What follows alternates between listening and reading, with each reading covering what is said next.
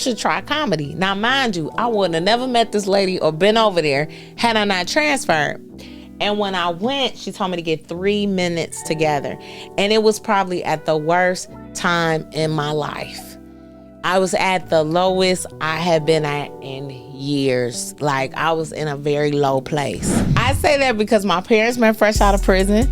So I was raised off of Joy Road by Dauphine. Shout out Joy Road. Shout out to Joy Road. What up, though? I was smoking cigarettes at 11, 12, going to the bars, hanging out, being grown. But what's the dark side of being a comedian?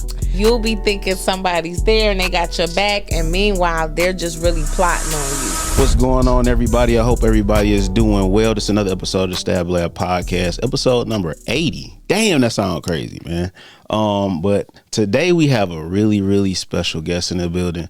But before we get to the introduction, I need y'all to stop, subscribe, and like my content. And when y'all do that, it helped me grow. It helped me push out more content, and then I can help y'all so we can help together. It's 2024 in July, and I hope that y'all is taking care of y'all business.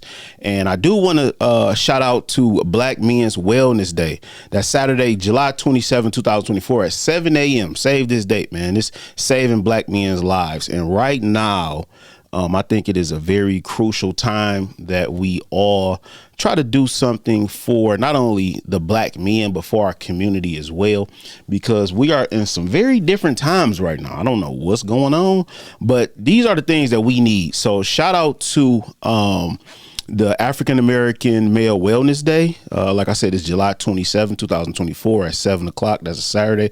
They're doing a 5K walk and run. They're doing health screenings, community resources. Everything is free, man. So come on out, have some fun, enjoy yourself. It's hot as hell outside right now. So I think this is something that we all need to do.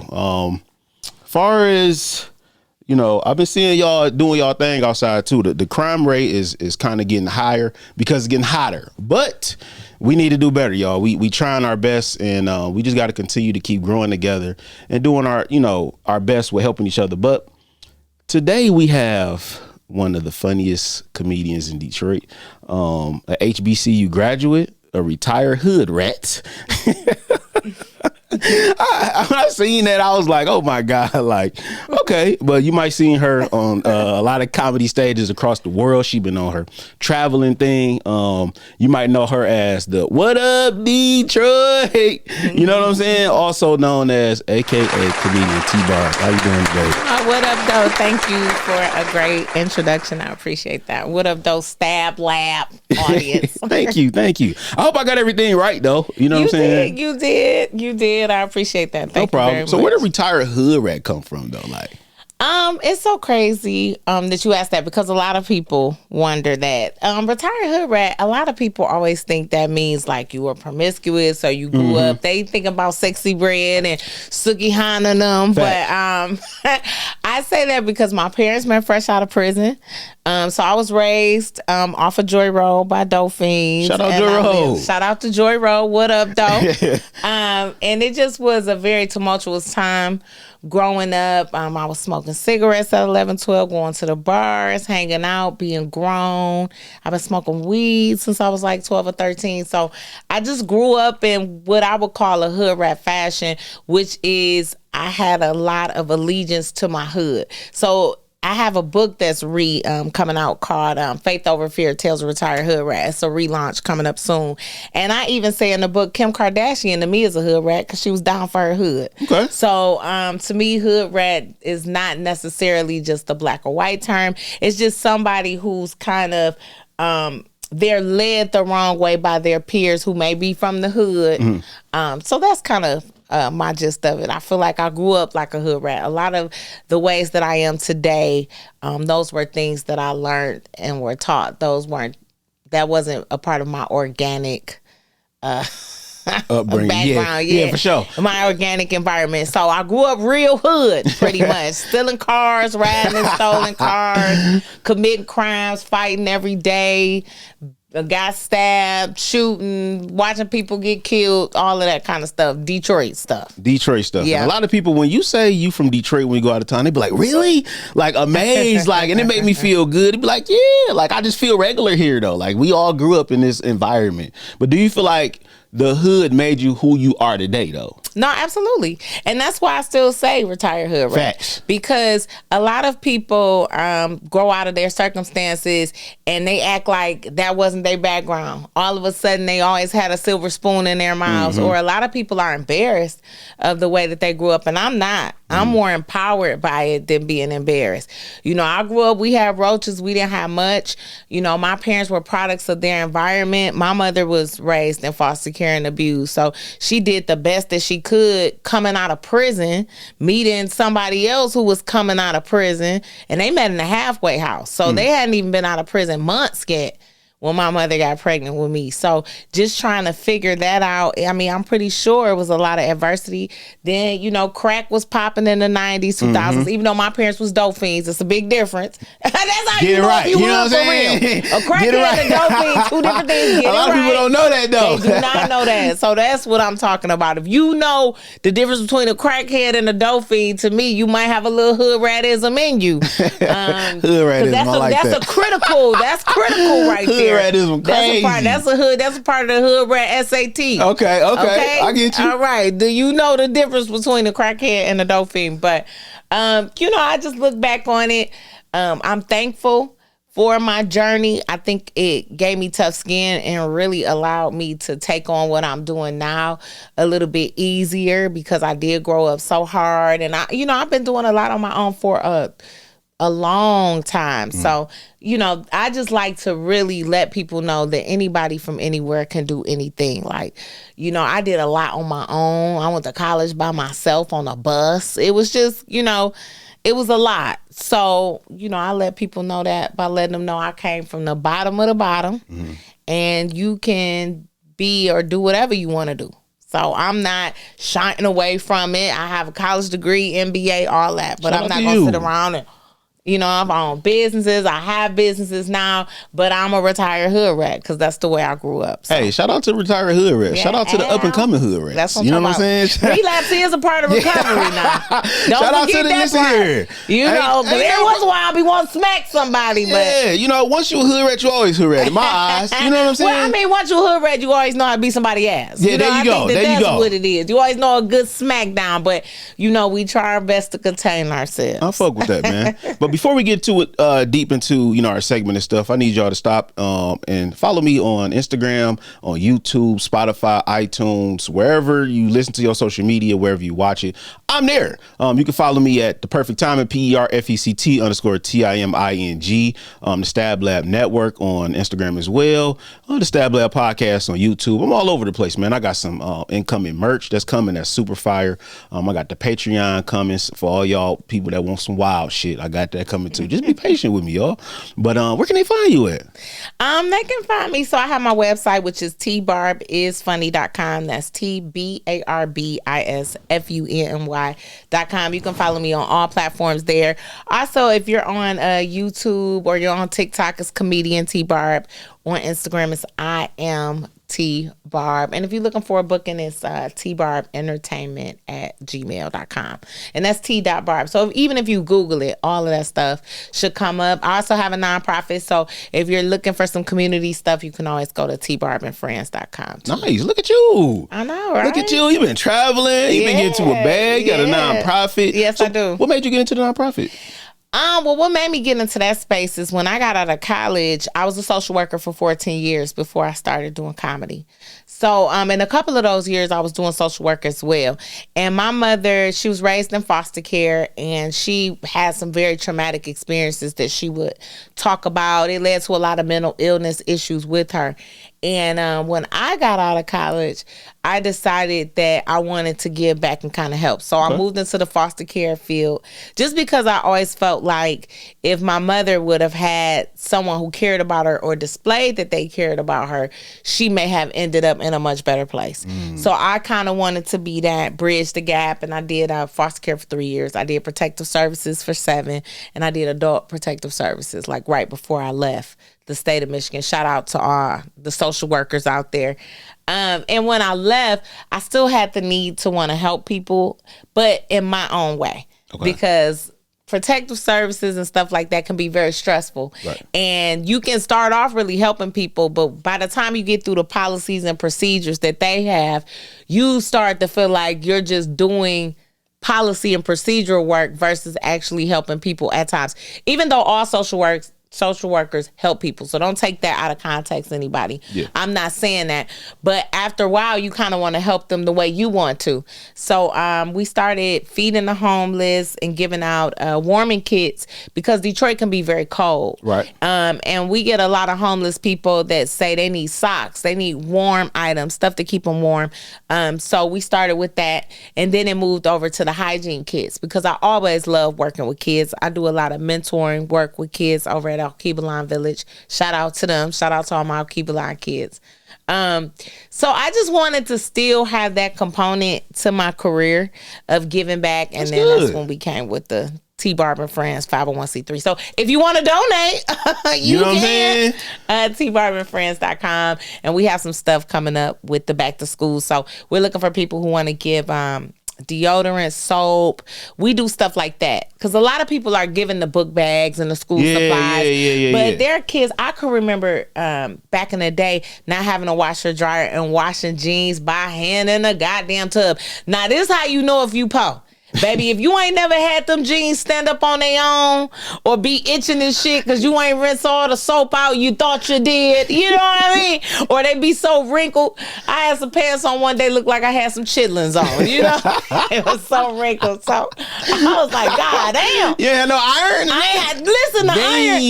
iron cannot fight through hand-washed jeans. I'm sorry. No, that's fact. That's fact. I don't know what the washing machine company and the jean company must have teamed up to say, you know what? They knew what the hell we needed. We gonna fuck them up. Yeah, they knew we needed for sure. So we give out like mini washing powders and stuff like that and quarters because I can remember having those issues of not having deodorant or not having soap because when your parents don't have it, sometimes parents are making a decision between getting you something to eat and your ass being musty. Yeah, now you smelling like what they cook, you know? So I just always had a need to get back, and that was just my way to be able to continue to shout do out that. to you, man. Go, tap in with her. She's doing a lot of good things for the community. And I like having people around me like that because you living with purpose and not just getting up doing shit. You know what I'm saying? So that's why when I reach out to people, I make sure I do my research and you know what I'm saying? So I'm like, yes, she's a really good woman. So shout out to you, Queen, for sure. Thank you. Do you have anything on your chest today that you want to get off your chest? Like how you feeling? Like really, really, like deep down, how you feeling? You know what? I think that not so much I would say like off my chest, but I do think that as you elevate or you hit different things, you know, it's interesting how you miss the old things, you know. So today I was downtown and I had a hot dog cart, which I still have it, but we only do private events now. Shout out to Delicious Dogs. And I was downtown for so many years. I was downtown for like 14 years. So a lot of people know me as the hot dog lady. Okay. They be forgetting, but I was on Cadillac Square in Woodward for 10, 12 years. And then I was on Jefferson and Randolph right before the pandemic.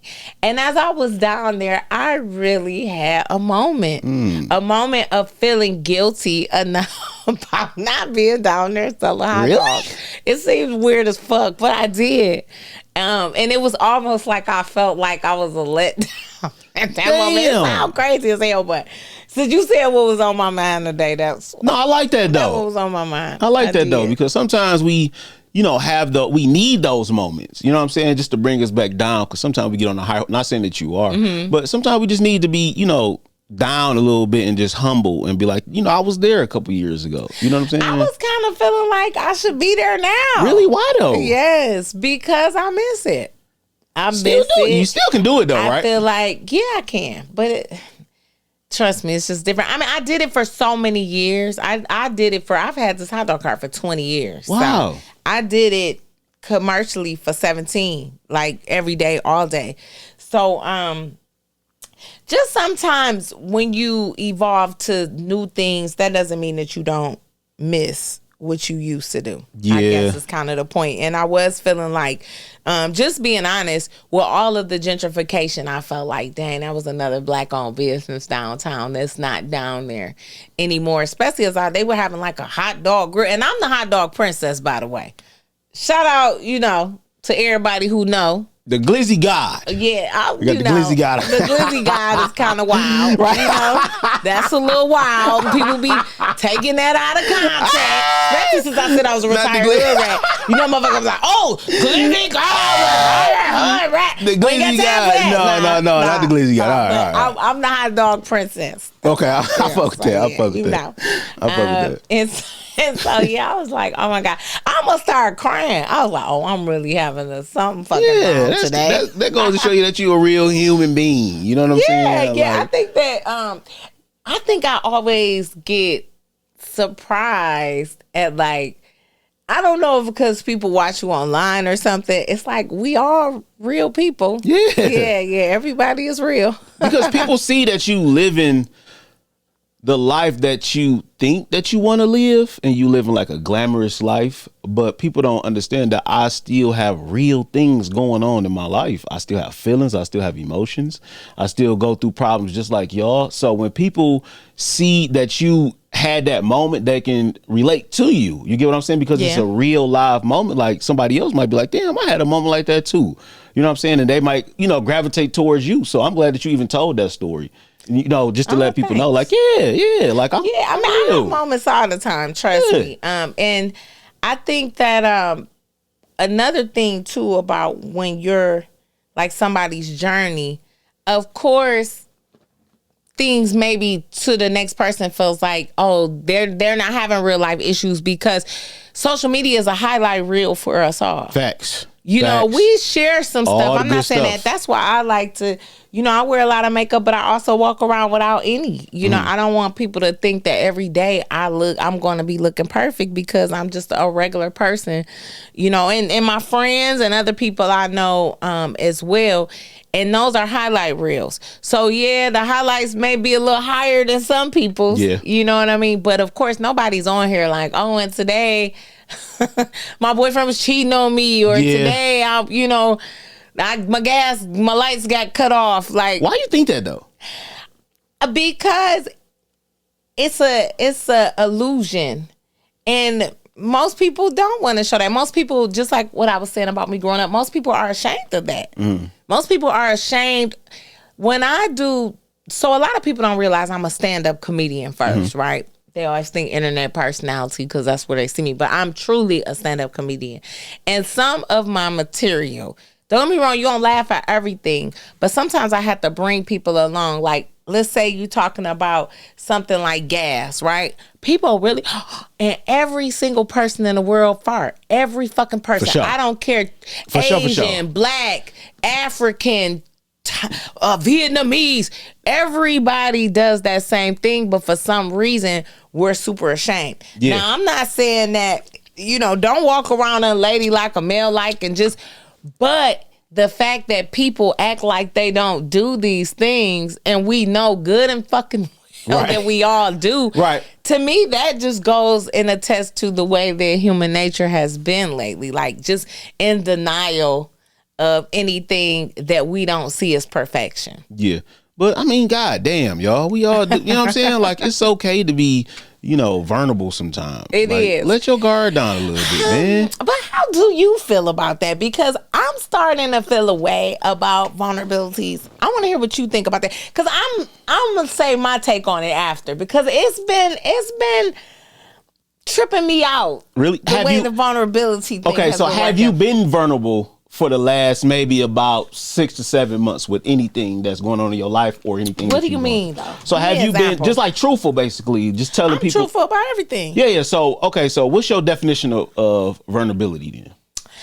I think that, it's just laying it all out there, right, and not really having any, not really overthinking it. Okay. It's just kind of just laying it all on the line without sugarcoating or omitting anything, and just saying, this is this is how I feel completely and truly. I mean, like to the core. That's what I think vulnerability. No, that's good. That's a good answer. So okay, let's get into it then. All right, bet. So with this platform, I try to be as vulnerable as possible because I see more people resonate to me when I'm telling the truth and when I'm being real. You know what I'm saying? Because now they have somebody who they can relate to.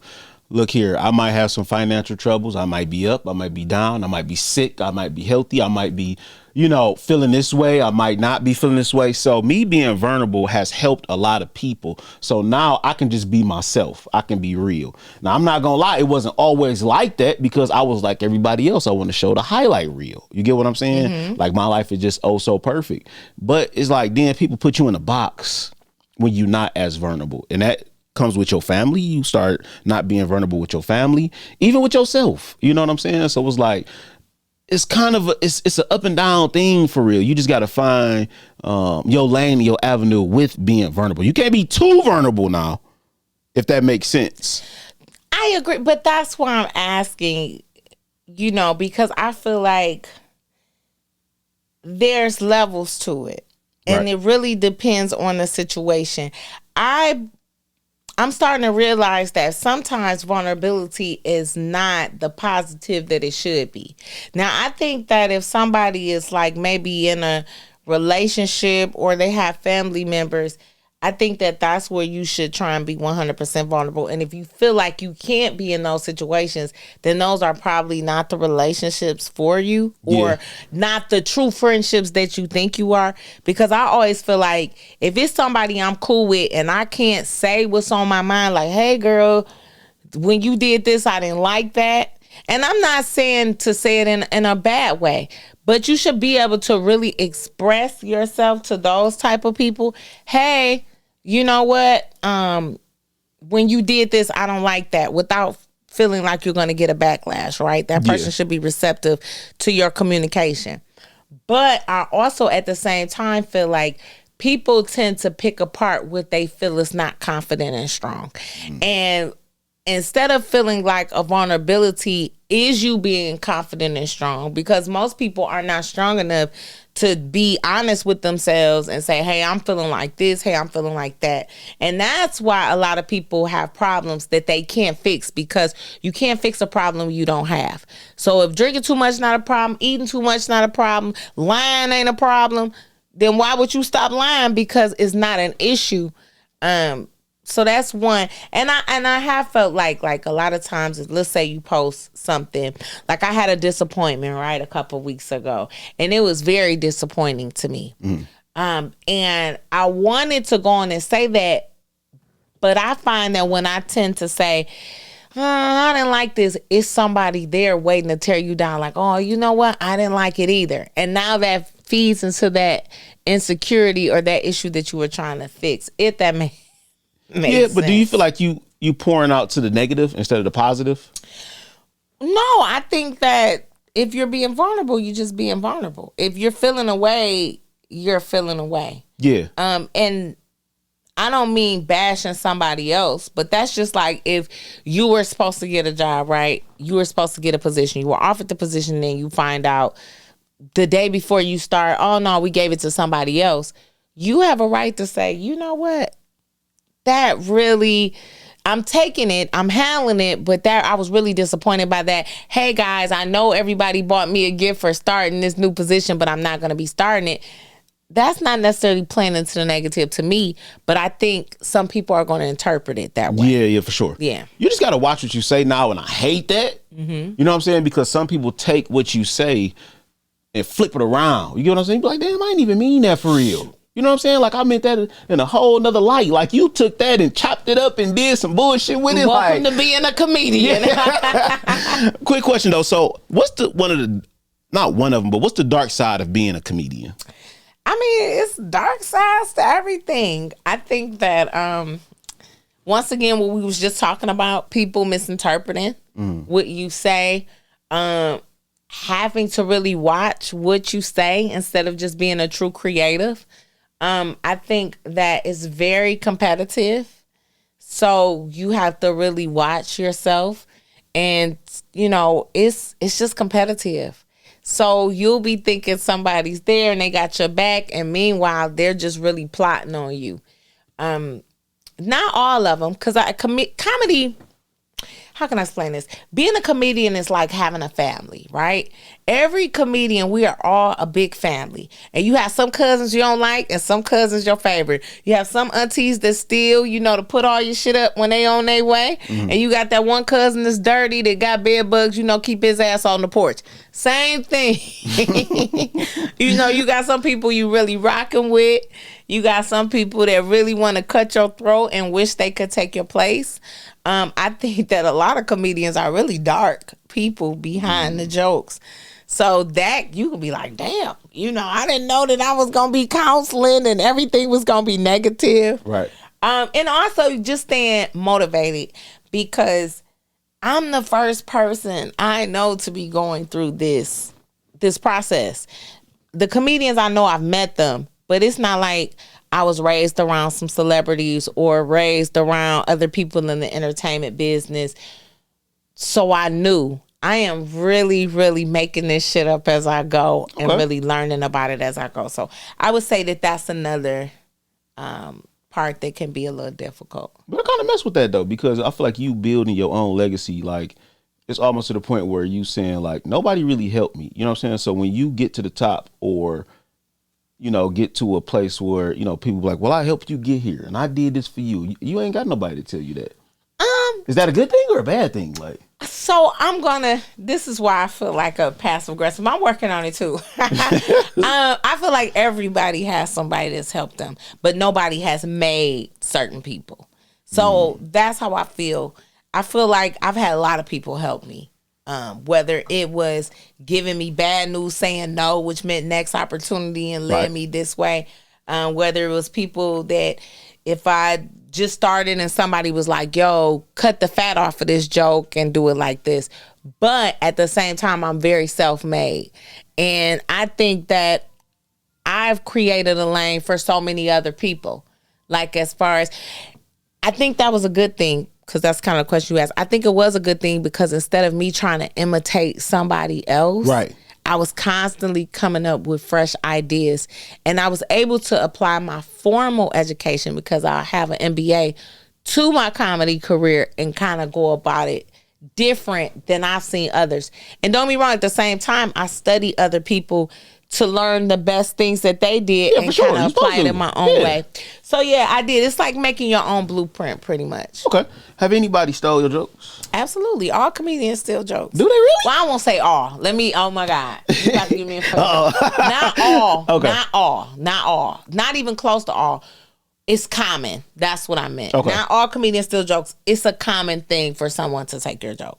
Now, I do think that people, sometimes ain't nobody stole your joke. We all talk about dating. You know what I mean? Yeah, all right, girls gonna talk about dick. All guys gonna talk about titties. I got titties. So all of women have titties. So we all have something to say about titty.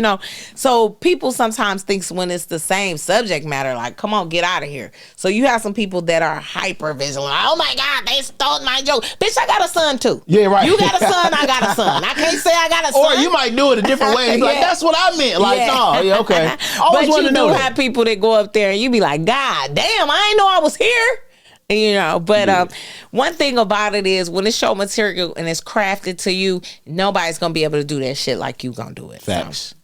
I say that all the time about everything though. You know what I'm saying? People can't really steal your true identity. They can steal your content, but they can't steal who you are.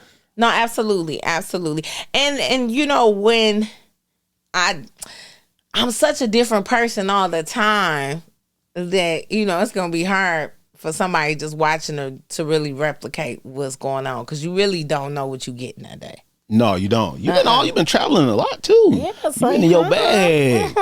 How does it feel being nominated as Comedian of the Year? I saw that. That was like my first time being nominated for something like that. Really? Yes, absolutely. So, thank you. I appreciate that. It feels good, even though, to be honest, I try not to focus on that kind of stuff, because if you do and you're never on the list, you're going to feel overlooked and it may cause you to lose motivation. But it does feel good, especially when this particular award has other good comedians as well. Right. Everybody Shout out to on all, that yeah, list for sure. deserves it for real. So sometimes I see the list and be like, who? What? Like, Yeah, for sure. I felt like that. It was suck. a podcast list, and I was like, wow, really? You know what I'm saying? But it wasn't like I was hating. It just was like, okay, you know, either I need to work harder or thank you for putting me on there.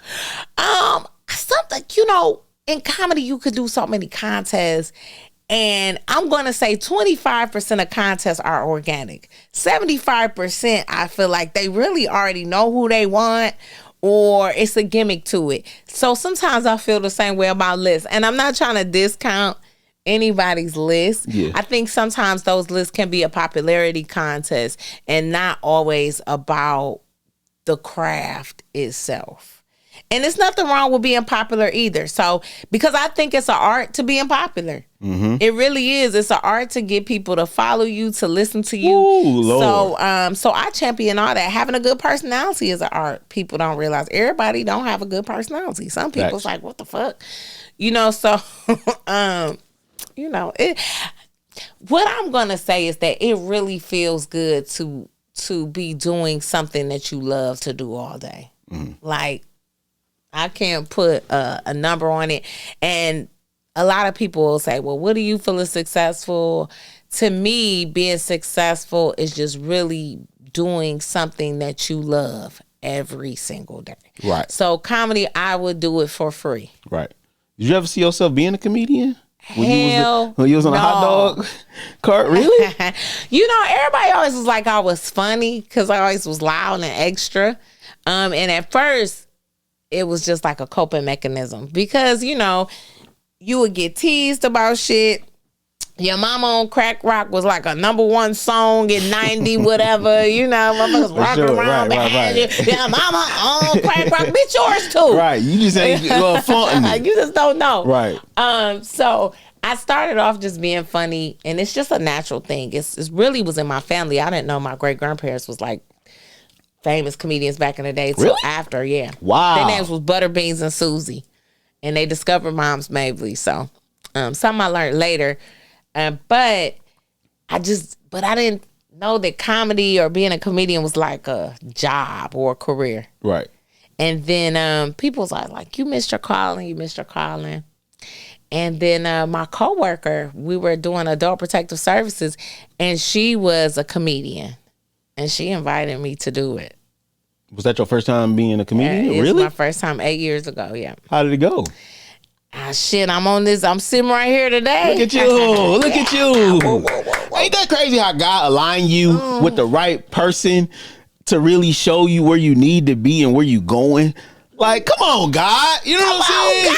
You thought this job was for you, but he had a whole nother lane for you, and you didn't even expect it. Listen. That's why you got to trust God, man. I don't know what y'all doing out here, but you got to trust God. Praise him. You know what I'm saying? No. But what's so crazy that you say that is, I always say that and I always feel that way because this shit crazy. I'm going to try and make it, you know, motherfucker be like, long story short, the story be long as hell.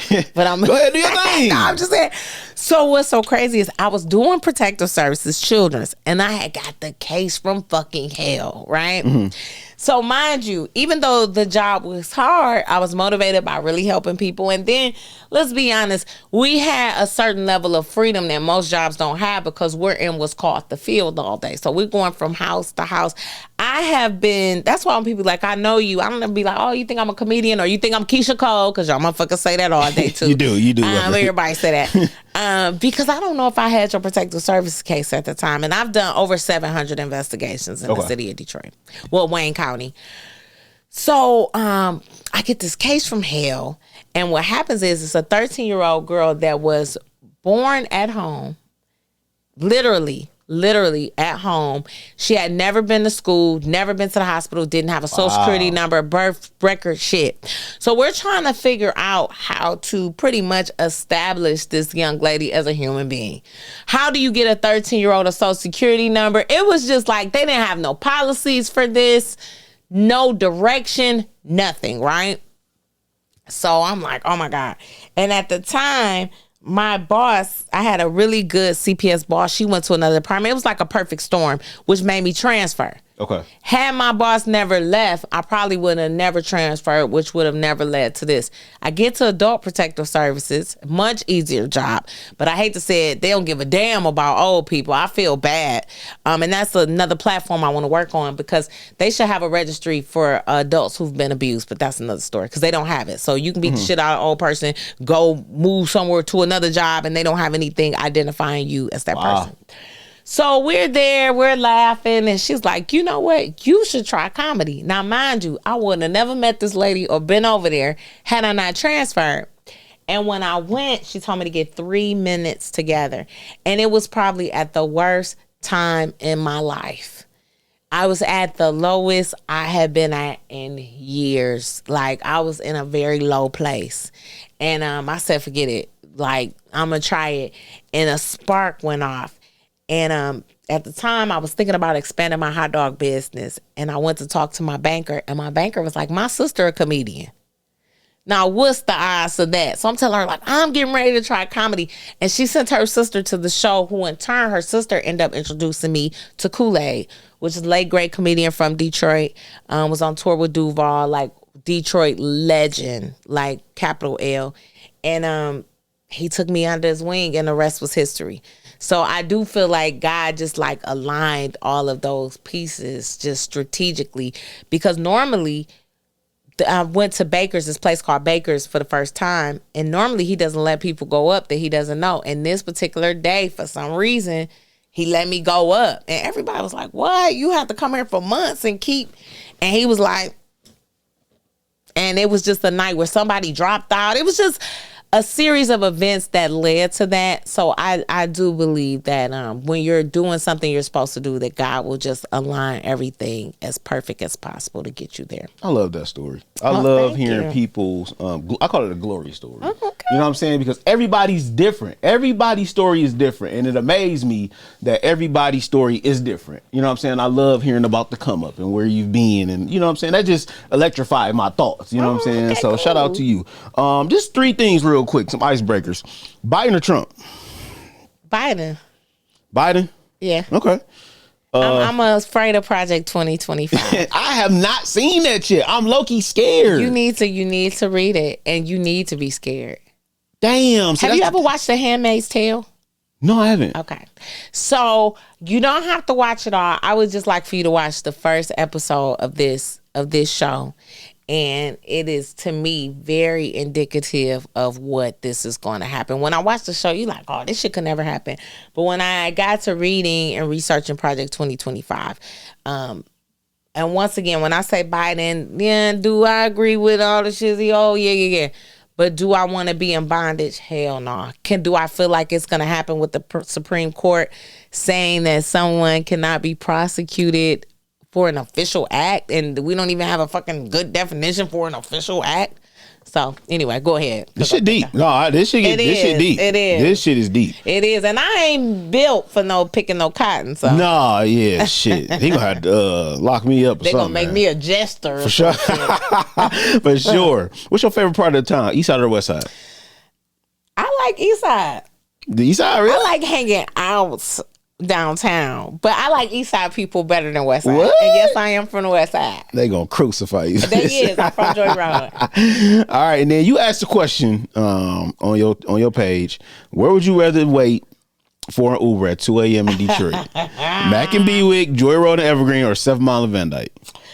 I'm gonna go 7 Mile and Van Dyke. 7 Mile and Van Dyke? Yeah. Shout out to the hood. That's my hood. Yeah, and I feel like you can get some good traction walking corner to corner. Okay. It's more lighting over there too, though. Yeah, it's more lighting. You got the churches, you got, the McDonald's, you got the City Trends. For sure. You can act like you was just getting off work at City Trends.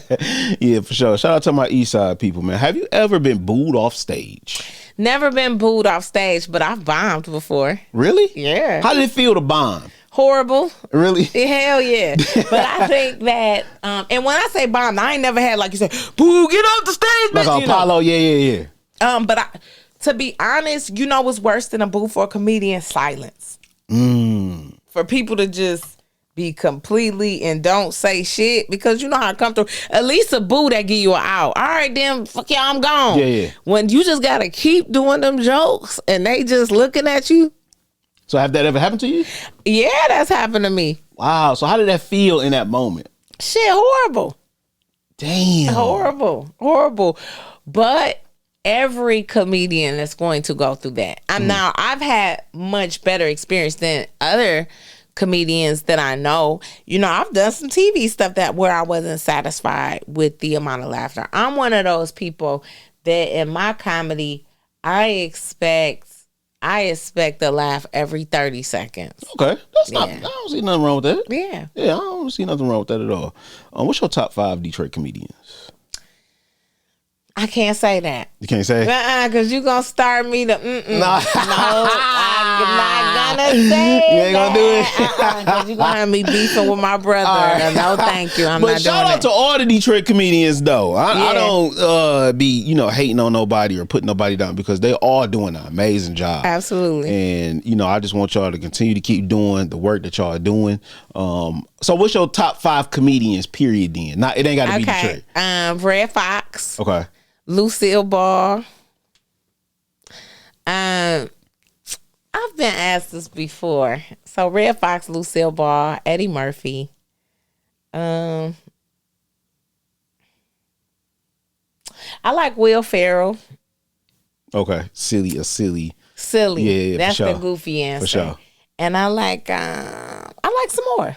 Some more? Okay. Yeah. All right. Yeah. Shout out to them. I like them all for different reasons and not just strictly for the comedy alone itself. Yeah. Right. Do you feel like the comedy world is a lot different from back then? Of course it is, but do you think it's more genuine and authentic now than it was when it was a Red Fox or when it was a Eddie Murphy? You don't think so? Because they could say what they wanted. We can't say what we want now. We have to sugarcoat it. Also, I think that it was more pure comedy. Right. Now comedy has a lot of different lanes. You have online, you have more improv, you have comedic acting, you have stand-up. So, yeah, I think that they had a lot more freedom then. Look at them Living Color and the stuff they were able to make. Yeah, we'd never have a TV show like that again. Hell, talking about snaps in a circle? Yeah, hell no, your ass no. would be snapped. We'll never ever do nothing like that. Yeah, no. But before we get into the topic today, I did want to talk a little bit about how do you know you doing what you love? Because a lot of people out here just doing shit. You know what I'm saying? And they don't know exactly what they're doing. And I feel like we need some type of direction. And like you said, how God aligned you to be the person you are today in a comedy lane.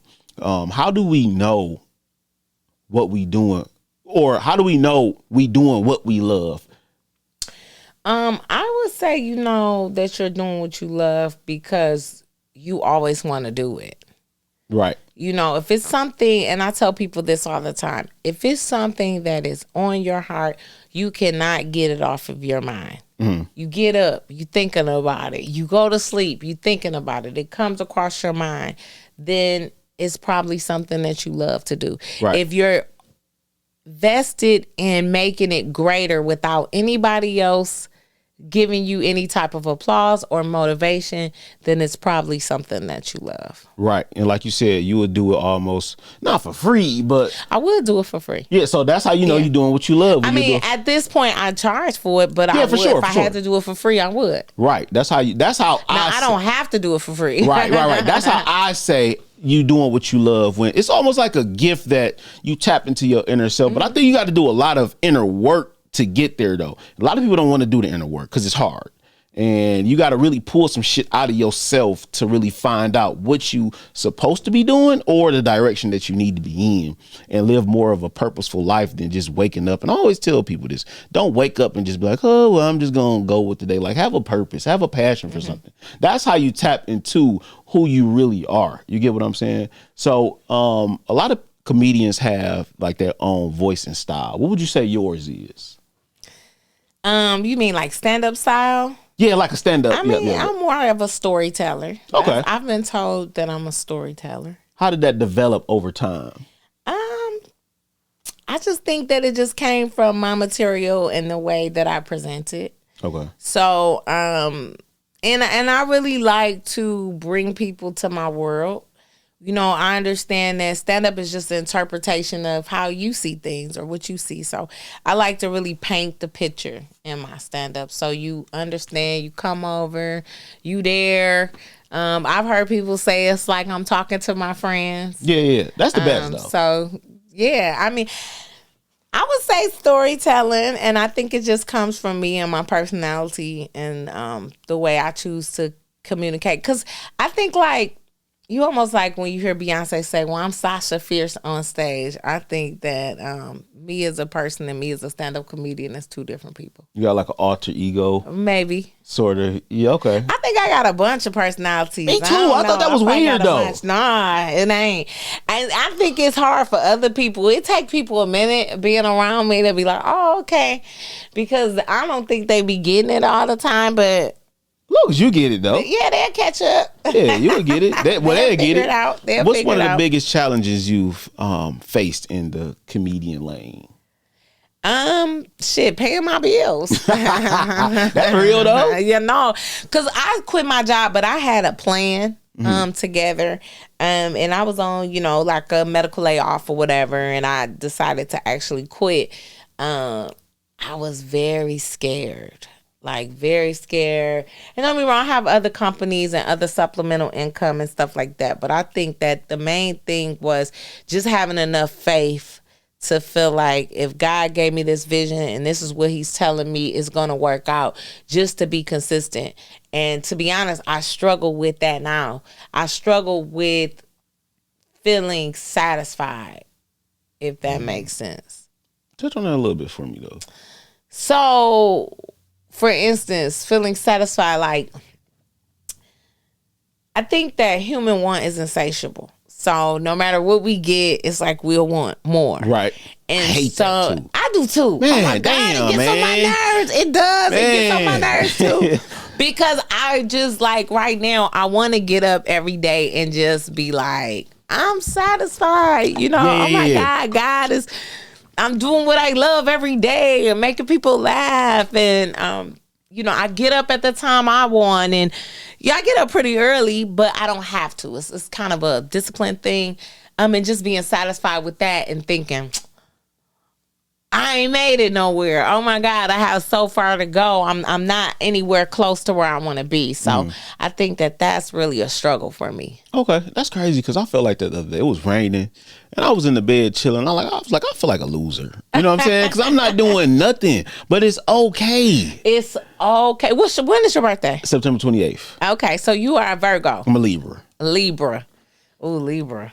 What's wrong with a Libra? I can't say. How you cap? I'm not this ain't the Zodiac show.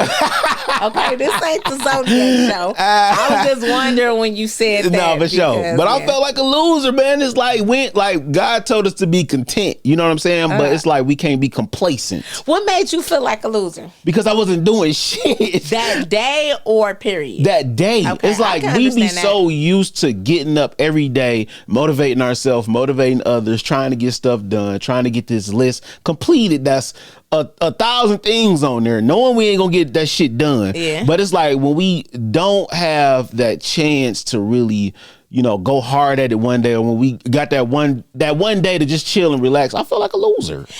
You know what? I mirror that same sentiment at times, but it depends. Lately, I've been like, okay, you deserve this. Now, if it's more than one day, it's no way. That's deep. That's deep. But Rome wasn't built in a day at the same time.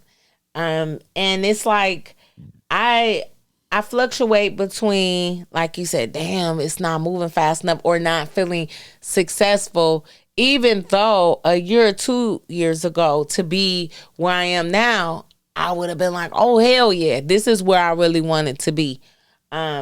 And also understanding that we're human beings. Mm-hmm. So as a human being, you still need to be able to recharge. Right. You know, I'm a doer, not realizing that sometimes I have to lay down and plan. Facts. Sometimes I have to write out or I need that time just to think about what the next thing we're going to do is. So I understand that. And I think that my timing and God's timing is not the same, but his timing is perfect and mine is not. Facts. So just reminding myself of that. And you know how Detroit is.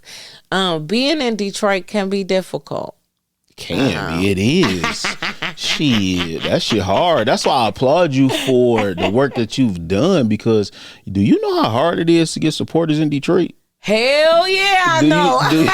Do you know how hard it is for people to like your content? Do you know how hard it is for people to root you on? You know what I'm saying? Like, hell yeah, for people to actually like your stuff and subscribe to your content and stuff like that. So you putting in consistent work and doing the things that you love to do and still got people gravitating to you is one of the highest achievements to me. You get what I'm saying? Especially in a society and a culture in a city like Detroit. I feel like, man, once you win Detroit, you can win anywhere.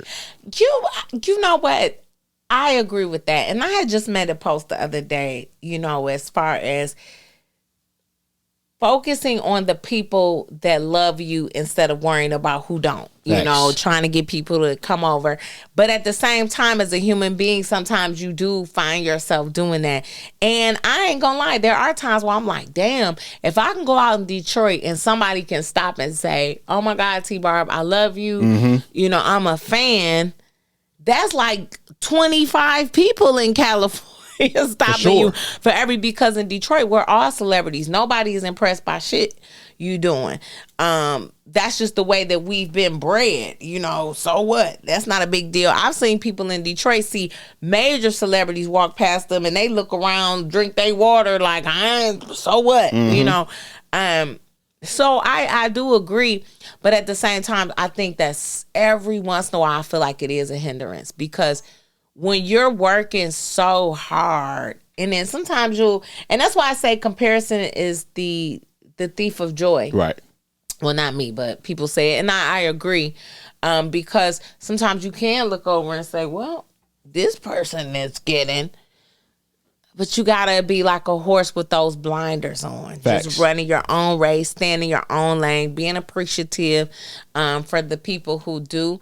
And also knowing that things happen in its own timing, because a lot of times we think we're ready for a level that we have to build up to be ready for. I just said that. Yeah. You know what I'm saying? I said that earlier, that, you know, you gotta really watch what you ask for, because sometimes God will give it to you and you be like, whoa, I wasn't ready for this. You know what I'm saying? Like, I really wasn't, you know, able to think that I was ready for it. And then when you finally get it, it's be like, all right, now you want some, you know, that you really wasn't ready for. You want something next. So I like that answer, you know, being content. What was one of the most rewarding things to you in the comedian world? Like, I think I've had a lot of rewarding moments. Doing TED Talk was rewarding. Hosting Live in the D for a week was rewarding. Even just watching my son really have the goal and the confidence to chase his dreams, just watching me chase mine. Okay. You know, that has probably been one of the biggest things, because he really, I see him playing the guitar, or right now he's in Saginaw doing a show for somebody. Shout out to him. Yeah, I know, and I think that comes from just watching me, you know, chase my dreams. And I would say lastly is hopefully motivating somebody else to follow their dreams. Okay. Can you share maybe like a funny story or a sad story that you had maybe on the road or doing comedy or something? Story? I mean, either okay, give us a funny one then. Give us why you want to hear me say it? Why? All right, give us a funny memory then. Why I gotta cry? Give me a funny memory then. A funny on the road story? Like, what kind of funny? It ain't even got to be on the road. Like, it could be in Detroit. You know what I'm saying? I had a lot of funny shit. Like, something that stick out to you till this day. You know what I'm saying? Like, something that was like, wow, like that really was funny. I probably done had a lot of wild moments. I can't think. Let me think. I don't know. I don't know how to answer that. Damn, you be wild. Okay. I'm trying to. He said it was funny.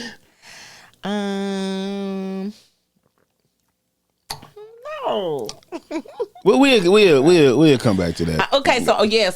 So this happened one time. I don't know if this is funny or scary, but it's a moment that happened. Oh. So I was doing a show at Old Shillelagh's, right? Shout out to them.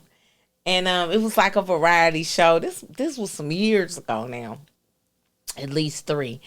And I'm doing the show, and I kill it or whatever. I come down, and this lady is like, "Oh my God, this is my 3rd show I've come to, and I finally, built up enough confidence to come talk to you." And I'm like, "Oh my God, I can't believe it." She was like, "You removed my kids some years ago." I'm thinking she a fucking fan, So I'm like, "Oh my God, she's been following me around for 3 shows and not." And it ended up that I had removed the kids, and as soon as she said her fucking name, and I really, really looked, because sometimes you get the blocking stuff out that you don't want to remember, because I had a lot of instances in CPS. I probably have stories and stories for days that I don't even really talk about it on stage at all. But I was like, wow, that was like the first moment where some, like my team was like, "Oh no, T, we gotta," and I had somebody driving me around that night, but they really was like, and when she wasn't angry, she was kind of just explaining to me that she was in a different place in her life right now, and that, they terminated her kids' rights, but now she's working and this and that, and I was telling her, I don't even work there anymore. That's something that's more of a state capacity, but that was that was interesting as hell. Okay, one more I think I can think of. So people always be like, "Oh my God, who you look like?" And normally I don't say shit. I'm like, "Who?" But this time I got tired of hearing it. So I'm like, "I know Keisha Cole." And the girl was like, "Girl, bye." She was like, "No." She was like, "Gina off Mars." She was like, "Why would you think you look like Keisha Cole?" And she walked off as hell like, "This girl thinks she look like Keisha Cole." No, Gina. Oh, Gina. Okay. Watermelon head. Oh, okay.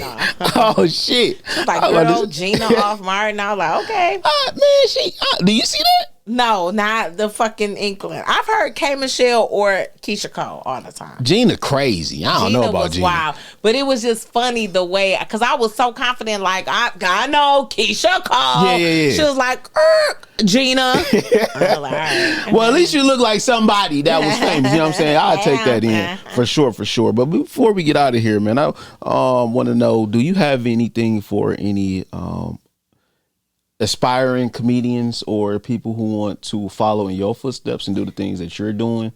I say just do it. I say just do it. I think that a lot of times we are so afraid and fearful. And I would say if it's something, like I said earlier, that's on your heart, just try it. Just do it. Because one thing I thought about, even when I quit my job to do this, was I can always go get another job. But if I don't try this, I'm going to regret and think about it forever. I'm going to be at work thinking, damn, what would have happened had I, went for it, or had I taken comedy serious, or had I quit my job.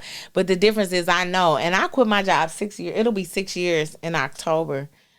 When I quit my job, so and my light's still on, y'all. Shout out to you, because I know that's hard. Shout out to my cousin for keeping my lights on. I know that's hard though, quitting something that's working and something that's comfortable to do something that you never even thought that you would be doing. You got to have crazy faith. You know what I'm saying? To do that. So shout out to you for doing that. Crazy faith and just the ability to cut back and to understand that sometimes you take 3 steps backwards to take 10 steps forward. So that's okay too. So what's next for you? What you got coming up? What's your next show? I have a few things. I have a series that's going to be coming out on Tubi soon called Only in My Hood.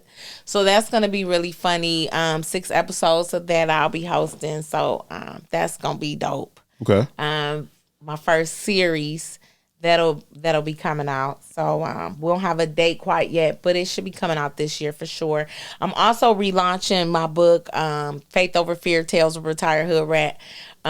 We have 500 that was sold, and I kind of went and changed some things. With some controversy with the book, so I want to change some things. So we will be relaunching that, and I'll be doing some touring at the end of this year. So stay tuned.